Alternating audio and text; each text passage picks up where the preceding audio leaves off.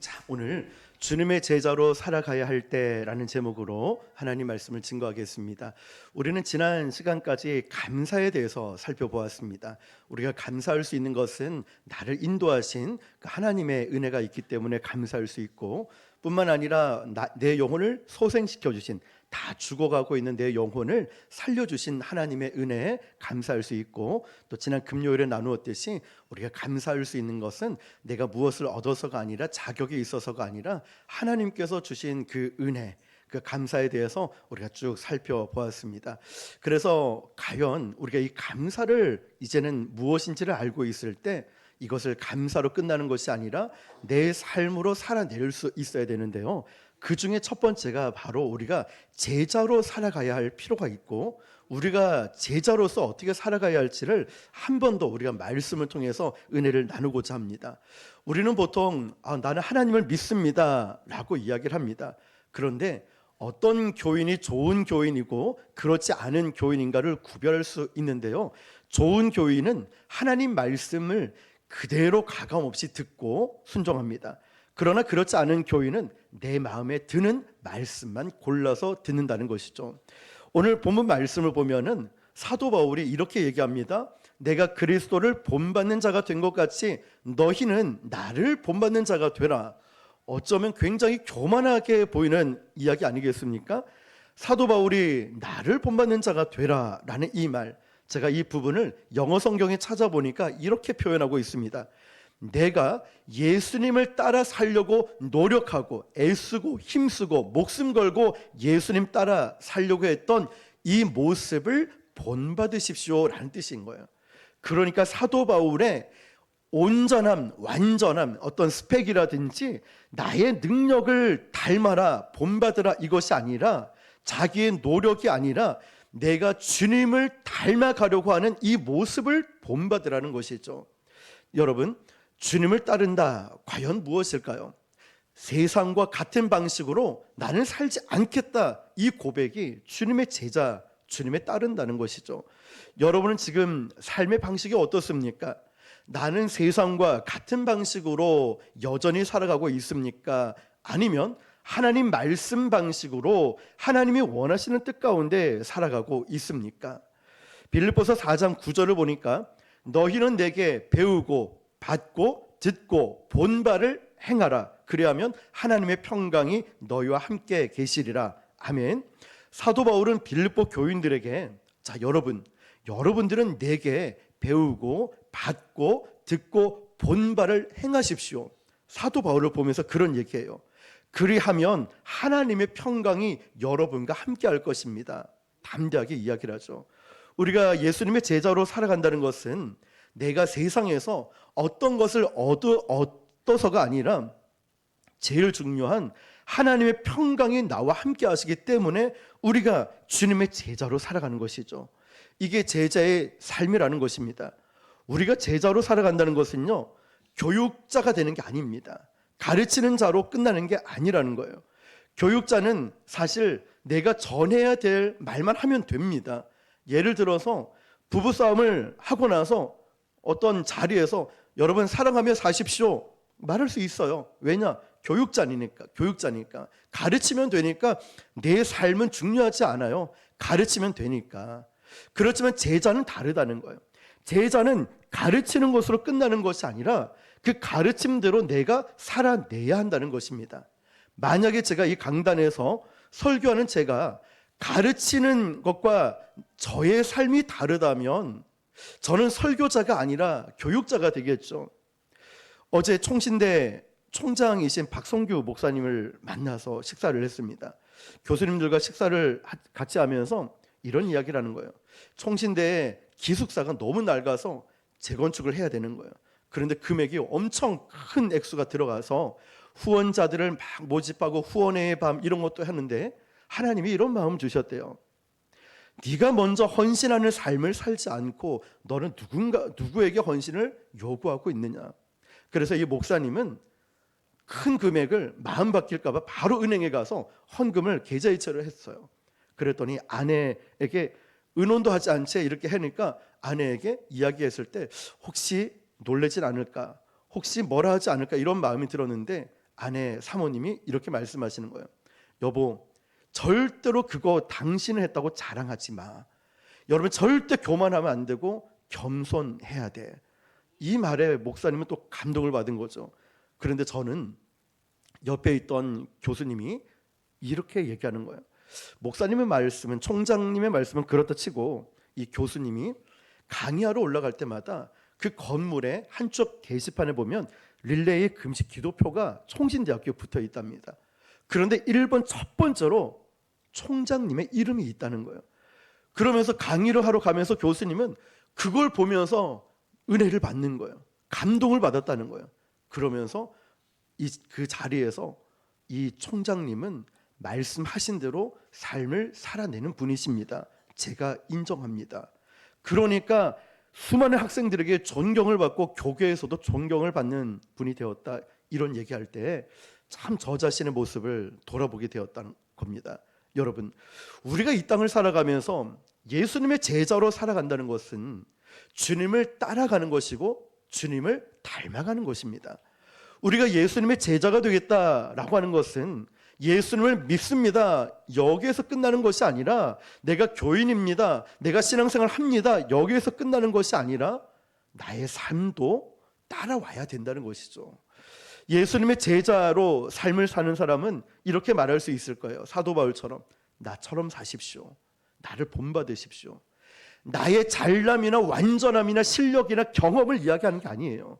나를 본받아라, 이 말 뜻은 내가 예수님을 닮아가려고 노력하고 헌신하고 희생하고 기도하고 복음을 전하고 이 노력하는 나의 삶을 보라는 것이죠. 사도 바울이 온전함, 실력이 아닙니다. 그가 예수님을 닮아가고 따라가려고 애를 쓰고 힘쓰고 있는 이것을 본받으라고 말하고 있는 거예요. 그때 우리 제자로서 무엇이 생기냐면 생명력을 가지게 됩니다. 그때 우리는 그리스도인으로 살아갑니다. 내 삶의 현장에서 생명력, 이 능력이 나타나는 모습은 어떤 모습일까요? 사단은 기독교인들을 교회 벽 안에 가둬두길 원합니다. 기독교인들이, 예수 믿는 사람들이 사회로 뻗어나가서 막 복음을 전하고 선한 일 하는 것 못하게 반대합니다. 어떠한 노력도 못하게 합니다. 교회 안에서만. 이것은 마치 경찰관이 그냥 지구대 안에서 회의만 열심히 하고 지구대 안에서 훈련만 열심히 하고 그 안에 있는 것과도 같아요. 범죄자들은 이 지구대 밖으로 나오면 안 되니까 경찰들이 나오지 않길 바라죠. 그래야 범죄자들이 마음껏 활동을 할 수 있으니까. 사단이 그럴 것입니다. 크리스천들이, 저와 여러분이 주일날 모여서 뜨겁게 찬양하고 뜨겁게 예배를 했어요. 사단은 그래, 너 여기에만 모여 있어, 나가지 마, 전도하지 마, 선교하지 마, 아무것도 하지 마, 여기만 모여 있어. 그래야 사단이 마음 놓고 활동할 수 있으니까. 우리 그리스도인들의 생명력은요, 모이는 것도 굉장히 중요한데 모여서 뜨겁게 예배를 드리고 나서 생명력이 어디에서 나타나야 되냐면 바로 우리의 삶의 현장에서 나타난다는 것입니다. 살아내는 것, 우리의 생명력, 이 세상을 살아간다는 것이 때로는 어쩌면 불편합니다. 왜냐? 믿음으로 살아가야 돼요. 세상의 그 좋은 것들 다 끊어야 됩니다. 늘 말씀 가운데 거하는 것, 물론 귀한 일인데 어떤 면에서 보면 참 불편할 수도 있습니다. 믿음을 가지고 믿음으로 살아간다는 것. 그런데 내가 불편하다, 예수 믿는데 이런 것도 못하고 저것도 못하고 참아야 되고 사랑하고 용서해야 되고 불편하다. 그런데 이 불편함이 느껴졌지만 이 불편함이 세상을 불편하게 만들 수 있어요. 예를 들면 이겁니다. 우리가 전도를 계속 나가면, 목사님 전도 좀 그만하세요, 나 교회 안 갈 건데 왜 자꾸 나오세요? 목사님 나를 위해서 기도하지 마세요, 나 교회 안 갈 거예요, 왜 자꾸 나를 위해 기도한다고 하십니까? 그런데 이 말을 누가 했냐면 지난주에 오셨던 그 어머님이 하신 말이에요. 기도하지 말라고, 전도하지 말라고. 그런데 갈 때마다 기도해드리고 복음을 전하고 예수님을 영접하셨죠. 그분은 천리교 신자입니다. 그런데 지난주에 우리 교회 오시지 않았습니까? 분명히 금요일에 갔을 때 안 갈란다, 가기 싫다, 왜요 어머님? 오신다 했잖아요. 가기 싫다. 이유도 없어요. 밑도 끝도 없이 안 간대. 가기 싫다고. 교회에 있었거든요. 근데 전화 오는 거예요. 목사님 어딥니까? 교회인데요. 왜 안 오십니까? 그래서 빨리 뛰어갔잖아요. 오신 거죠. 그런데 이분과 이야기를 나누면서 자기는 그렇게 불편했는데 교회 오니까 참 좋더라. 사람들도 참 좋더라. 마음이 편하더라 이야기를 했다는 거죠. 불편함으로 끝나는 것이 아니라 우리가 복음을 지속적으로 전하고 또 우리가 기도를 계속했을 때 그분들은 예수 믿는 사람들을 경외심을 갖게 됩니다. 실제로 말이죠. 우리가 이 세상을 살아가면서 나도 불편하지 않고 세상을 불편하지 않게 한다면 우리는 어쩌면 생명력을 잃어버린지 모릅니다. 12명의 예수님의 제자들을 하나씩 다 따져보면 진짜 자격을 갖추지 않은 별 볼 일 없는 사람들이었죠.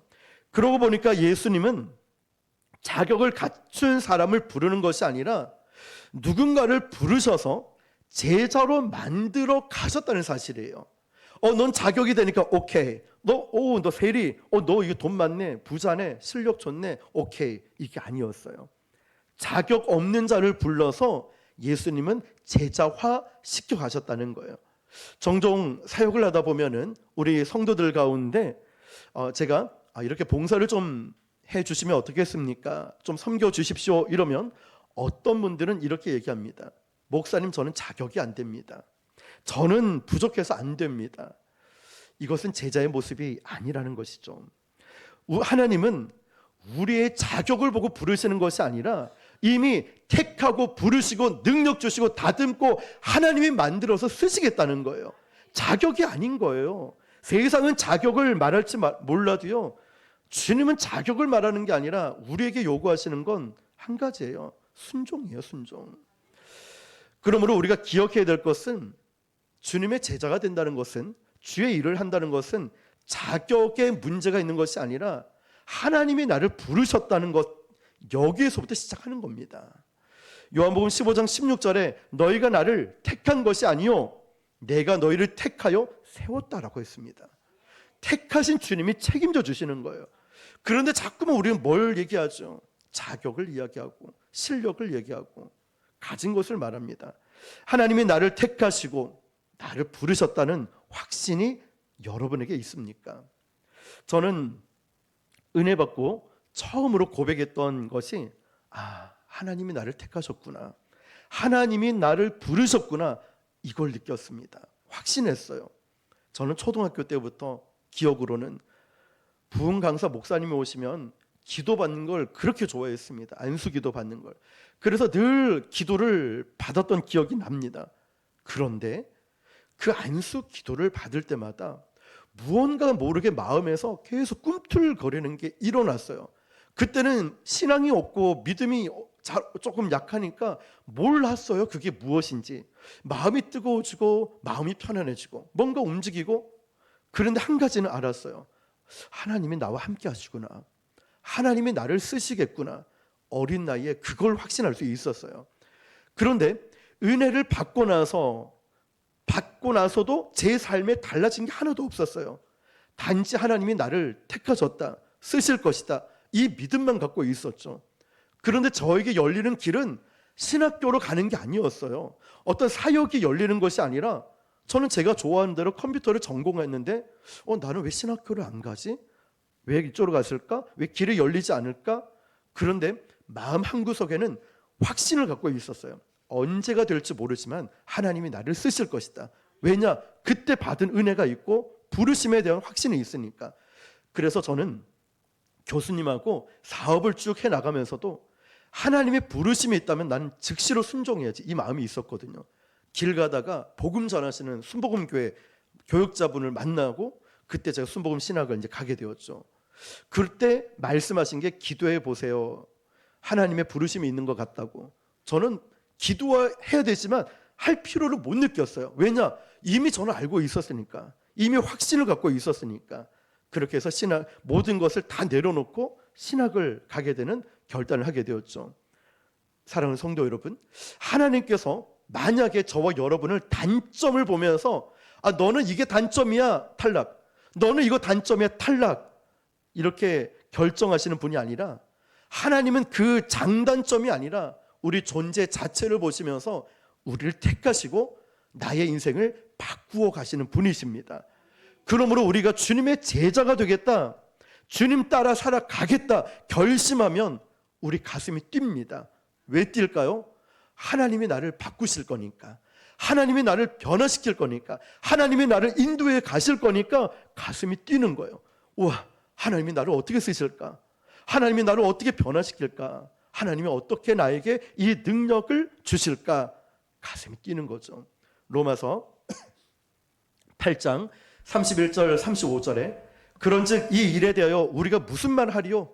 만일 하나님이 우리를 위하시면 누가 우리를 대적하리요? 35절에 누가 우리를 그리스도의 사랑에서 끊으리요? 환난과 곤고나 박해나 기근이나 적신이나 위험이나 칼이랴. 아멘. 하나님이 나를 위하시면 누가 우리를 대적하겠냐? 하나님이 오늘 우리가 여기 있는 이유는, 저와 여러분을 하나님이 쓰시는 이유는 내가 실력이 있어서가 아니에요. 내가 사역 경험이 있어서도 아니고 내가 뭔가 완전함이 있어서가 아니라 하나님의 은혜밖에 없고 하나님의 부르심 때문에 내가 있는 것이지 다른 이유 없습니다. 부족함과 두려움 가운데도 하나님이 나를 쓰신다, 믿음과 확신이 필요합니다. 실력이 아니라 믿음과 확신이 필요한 거예요.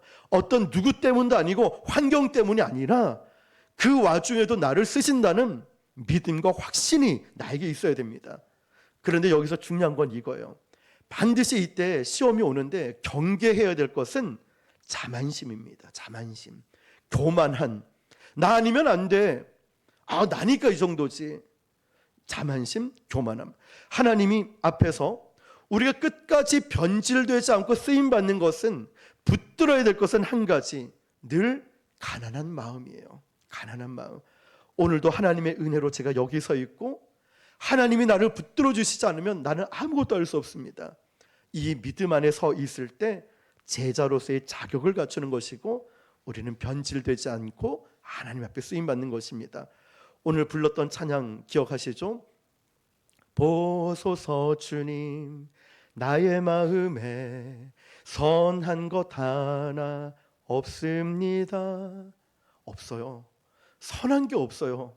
내 자신을 아무리 뒤돌아보아도. 그러나 내 모든 것 주께 드립니다. 주님 마음 내게 주옵소서. 선한 것이 없어요. 자랑할 것도 없어요. 그런데 나는 주님께 드립니다. 모든 것. 주님 마음을 나에게 달라고. 여러분, 주의 일은 자격으로 하는 것도 아니고 제자가 된다는 것도 자격으로 하는 게 절대 아닙니다. 예배를 마치고 나면 가끔, 아주 가끔 우리 성도님들 가운데 목사님 찬양을 너무너무 잘하세요 라고 칭찬을 합니다. 그리고 또 어떤 분은 목사님 와 기타도 왜 이렇게 잘 쳐요? 라고 합니다. 그런데 이유가 있어요. 이런 얘기 해도 될지 모르겠지만 기타 칠 때 어려운 코드 나오면 제가 이제 손을 듭니다. 코드를 안 잡고 또 아는 분은 아시겠지만 기타에 앰프가 연결되어 있지 않아요. 소리 안 나가요. 저기까지 안 들려요. 그래서 치는데 중요한 건 드럼이라든지 악기가 받쳐주니까 제가 자신 있게 쳐요. 앰프도 없겠다, 잘못 틀려도 소리 안 들리겠다. 그리고 반주 드럼에서 쫙 받쳐주니까 자신 있게 쳐요. 찬양을 잘한다고 말할 때 제가 말씀드려요. 제가 잘 부를 수 있는 부분만 크게 하고 그렇지 않을 때는 이제 은혜 받는 척을 하는데, 왜 제가 자신 있게 할 수 있고 자유롭게 할 수 있느냐? 반주자들이 받쳐주기 때문에 그래요. 말씀을 준비하면서 제가 이 생각을 해봤습니다. 내가 하나님을 믿고 있으면서 주님의 제자가 되고 따라가면서 이렇게 하나님이 나를 도우시고 하나님께서 나의 부족한 부분을 채우시면 무엇이 생길까? 자신감이 생기는 거예요. 그리고 자유함이 있는 거예요. 말씀드렸듯이 제가 틀려도 찬양을 잘할 수 있고 기타를 마음껏 칠 수 있는 건 받쳐주니까, 부족한 부분을 채워주니까. 우리 인생도 그런 것 같습니다. 나의 부족함, 연약함이 있지만 주님이 나의 부족함을 채워주고 주님이 나를 도와주시고 주님이 나와 함께 하신다면 자신감이 생기고 하나님의 은혜가 우리 안에 풍성하게 임한다는 것입니다. 여러분, 제자는 나의 능력으로 완전함으로 하는 것이 아니라 부족하지만 실수도 많지만 그럼에도 불구하고 주님을 따라가는 것이죠. 그 마음에는 늘 가난한 마음이 있어야 돼요. 겸손한 마음이 있어야 됩니다. 이 부족한 종을, 부족한 우리를 사용해 주셔서 감사합니다 라는 마음이죠. 꼭 기억해야 될 것은 이겁니다. 여러분, 우리 완전함이 아니라 제자는 자라남에 있어야 되는 거예요. 완전함이 아니라 자라남, 그리고 하나님의 은혜로 나아짐에 있다는 것입니다. 제자는 가르치는 대로 따르는 것이 제자인데요, 우리 주님께서 그 제자에게 요구하시는 것 세 가지가 있습니다. 첫 번째가 뭐냐면 따라오라고 말씀하시는 거죠.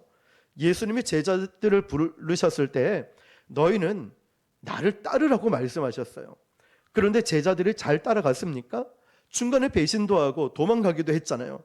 그런데 참 기가 막힌 은혜가 뭔지 아십니까?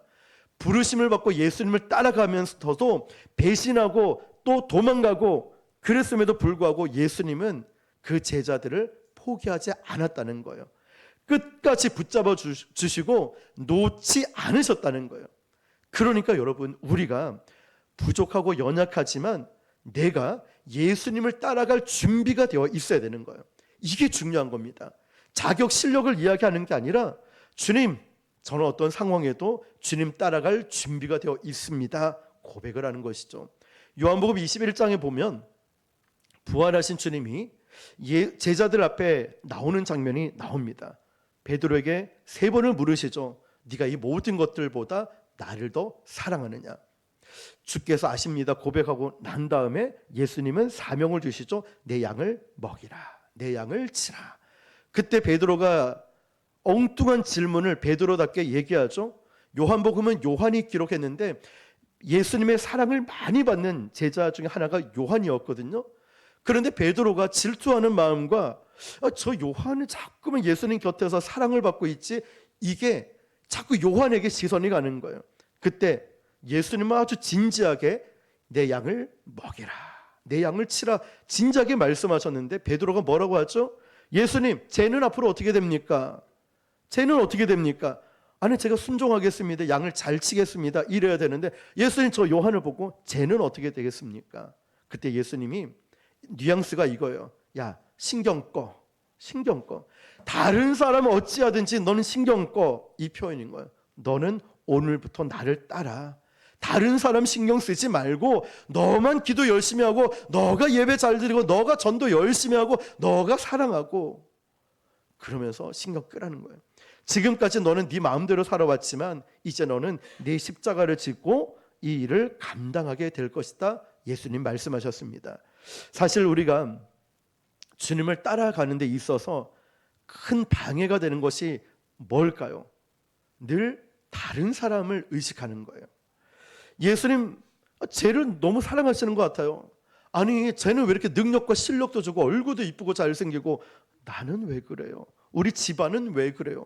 쟤는 너무너무 잘하는 것 같아요. 저분은. 나는 뭐예요? 예수님은 뭐라고 말씀하시죠? 너는 먹이는, 너는 나를 따라오라고 말씀하셔요. 우리가 온전히 주님 앞에 순종할 준비가 되어 있다면 우리는 제자로서의 삶을 살아갈 수 있고 주님을 온전히 따라가게 될 줄 믿습니다. 두 번째로 주님은 제자에게 요구하는 건 배우라고 말씀하셔요. 마태복음 11장 29절을 보니까 나는 마음이 온유하고 겸손하니 나의 멍에를 메고 내게 배우라. 그리하면 너희 마음이 쉼을 얻으리라. 아멘. 예수님이 뭐라고 말씀하시죠? 내게 배우라고 말씀하시는 거예요. 너희들이 말씀을 보고 나를 배우라, 나를 따르라고 하시는 거예요. 여러분, 한국 교회에서 한동안 제자 훈련이 굉장히 막 유행처럼 있었죠. 물론 지금도 제자 훈련합니다. 어떤 분은 목사님, 저는 이 제자 훈련 받았고 저 제자 훈련도 받았습니다 라고 말을 해요. 네, 제자 훈련 받는 건 너무 귀합니다. 근데 중요한 게 뭐냐면 제자 훈련은 받았지만 제자가 되지 않았다는 거예요. 훈련은 잘 받았는데 제자가 되지 않았어요. 말씀을 배울 뿐만 아니라 중요한 건 주님 명령 따라 움직여야 한다는 것입니다. 마지막 세 번째는 주님이 사명을 주시죠. 마태복음 28장 19절 20절 보면 그러므로 너희는 가서 모든 족속으로 제자를 삼아 아버지와 아들과 성령의 이름으로 세례를 베풀고 내가 너희에게 분부한 모든 것을 가르쳐 지키게 하라. 볼지어다 내가 세상 끝날까지 너희와 항상 함께 있으리라 하시니라. 아멘. 너희는 가서라고 했어요. 가서. 언제부턴가 한국 교회 안에 자꾸만 모이기만 힘썼는데 모이는 데서 끝낼 때가 있어요. 목회자도 그렇고 교회도 그렇고 모여서 예배 드리는 건 잘못된 게 아니에요. 기도하는 것도 잘못된 거 아닙니다. 그런데 궁극적으로 예수님께서 우리 교회와 저와 여러분에게 주신 사명은 모이는 데서 그치는 것이 아니라 흩어져야 한다는 거예요. 가서 복음을 전하라는 거예요. 삶 속에서 살아내야 진짜라는 거예요. 선교를 하라는 거예요. 모든 족속을 제자를 삼으라고 말씀하시는 거예요.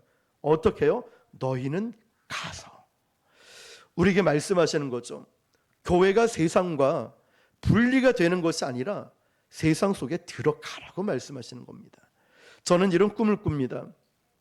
우리 교회 성도님들이 여기에서 모여서 예배를 뜨겁게 드리고 여기에서 그치는 것이 아니라 이제는 가야 되는 거예요. 가서 제자를 삼아야 되고 또 한 가지는 내 삶에 그 간증이 있어야 됩니다. 여러분은 오늘의 간증이 있습니까? 어제의 간증이 있습니까? 하나님이 내 삶에 이렇게 역사하셨어요. 하나님이 내 삶에 이렇게 은혜를 주셨고 이렇게 나에게 놀라운 일들을 행하셨습니다. 하나님이 나와 함께 하십니다. 라는 간증이 있습니까? 한번 돌아보십시오. 살아있는 간증의 이야기가 내 삶에 넘쳐나야 되는 거예요.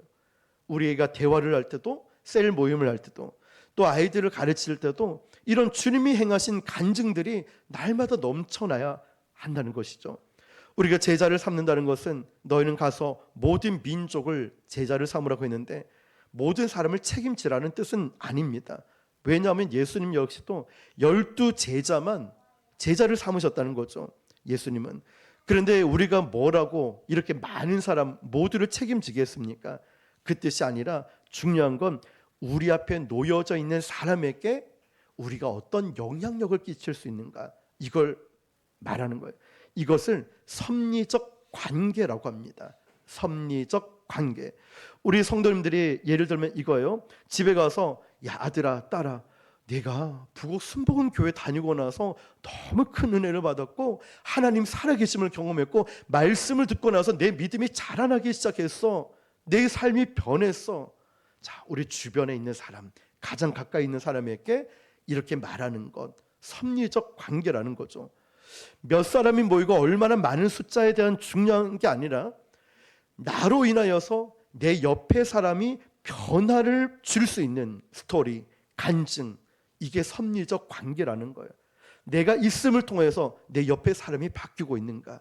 내가 있음을 통해서 가정, 직장, 공동체가 변화되고 있는가 말이죠. 여러분의 어떤 리더가 되든 장로가 되고 권사가 되고 집사가 되고 셀장이 되고 교사가 되든 모여서 그저 그런 공동체 모임으로 끝나는 것이 아니라 나는 우리 교회 권사님 때문에 내 인생이 바뀌었어. 나는 우리 교회 집사님 때문에 내 인생의 가치관이 바뀌었다니까.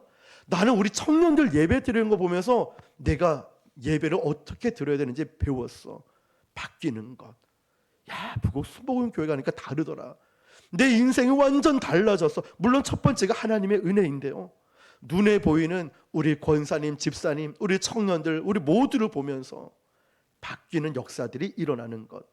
우리 교회 안에서 이런 섭리적 관계가 만들어진다면 얼마나 파워풀한 이런 간증들이 우리 삶에 넘쳐나겠습니까? 저는 또 한 가지 꿈을 꾸는 게 있습니다.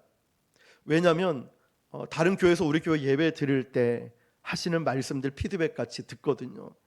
그러면서 꿈을 갖게 되었습니다. 하나님, 이제 앞으로도 우리 교회에 처음 오시는 그 누군가가 왔을 때 우리 교회에서 은혜도 많이 받고 따뜻한 사랑도 느끼고 마음이 치유되는 역사가 일어나게 해 주십시오. 그리고 이 부곡 순복음 교회는 뭔가 모르겠는데 힘이 느껴져요. 그 힘이 뭘까요? 바로 나 때문에, 여러분 때문에 누군가가 막 변화가 일어나는 거예요. 교회 처음 왔음에도 불구하고 그리스도의 제자로 삼는 것 말입니다.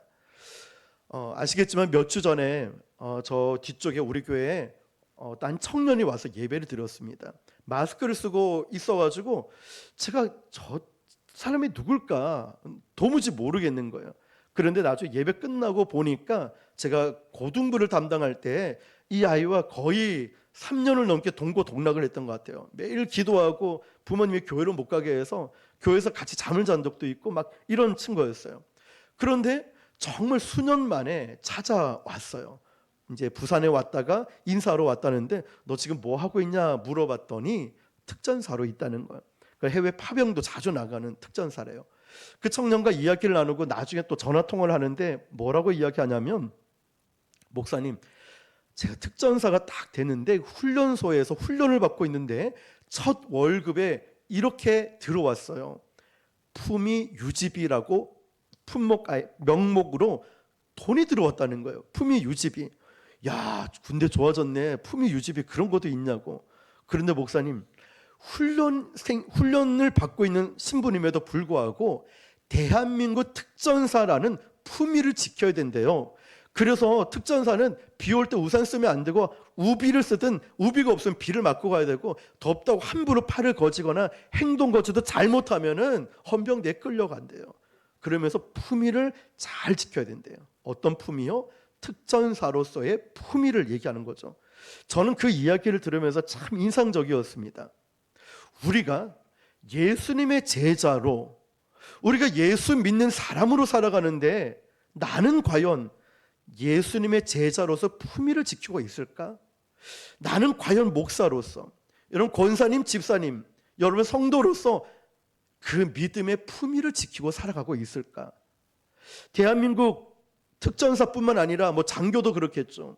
품위 유지비라는 명목하에 그 금액을 지불하면서 대한민국의 이름을 먹칠하지 말고 품위를 지키라고 하는데, 우리는 하나님 앞에서 과연 그 믿음의 품위를 지키고 있을까? 신앙의 지조 품위를 지키고 있을까? 아니면 세상에 비굴하게 세상과 타협하고 그저 그렇게 살아가고 있진 않을까? 사랑하는 성도 여러분, 우리가 이 세상을 살아가면서 정말 예수님의 제자로서, 저는 목회자로서, 여러분은 성도로서, 직분자로서 품위를 지킬 수 있는 것은 바로 그 사람의 엄격한 순종이 필요한 것입니다. 바로 순종을 통하여 우리는 제자로서의 삶을 살아갑니다. 왠지 부곡 순복음교회의 성도들을 바라보면 거기는 품위가 느껴져. 영적인 품위가 느껴져서 함부로 하면 안 될 것 같아. 그 교회는 건들면 안 될 것 같아. 그 교회는 영적인 능력이 느껴져. 기도하는 교회, 찬양이 뜨겁고 말씀이 좋고 성도 간의 교제가 느껴지는 저 권사님, 집사님, 청년들 보면 마치 예수님을 보는 것 같아 라는 품위, 믿음의 고백들 말입니다. 오늘 저와 여러분들이 이제 감사의 고백을 넘어서서 예수님의 제자로 살아가는 고백이 있길 축복합니다. 우리가 여전히 모두 주님의 제자로 살아갈 때 누구 때문에 이제는 살아가는 인생이 아니라 저는 하나님 때문에 살아갑니다.